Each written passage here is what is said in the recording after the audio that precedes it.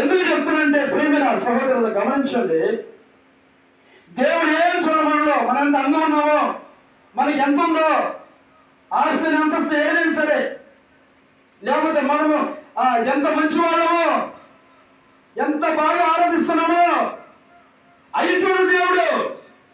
దేవుడు చూసేది ఏమో తెలుసా, నిన్ను భయం చూస్తాడు, భక్తి చూస్తాడు, వినయం విధేయత చూస్తాడు దేవుడు. నువ్వు ఎంత మాత్రం తగ్గించుకుని దేవునికి ప్రార్థన చేస్తున్నావో, స్తుతిస్తున్నావో, మహిమపరుస్తున్నావో. అందుకు యేసు అంటున్నాడు, పరిశీలన మీరు దీర్ఘ ప్రార్థన చేస్తారు, అయితే మీరు నరకానికి పోతారు. ఏమంటున్నాడండి? మీరు వీధిలో కూర్చొని ప్రార్థన చేస్తారు, ఇంట్లో ప్రార్థన చేస్తారు, ఎక్కడో ప్రార్థన చేస్తారు, ఉపవాసుడి ప్రార్థన చేస్తారు, 40 రోజులు 30 రోజులు ప్రార్థన చేస్తారు.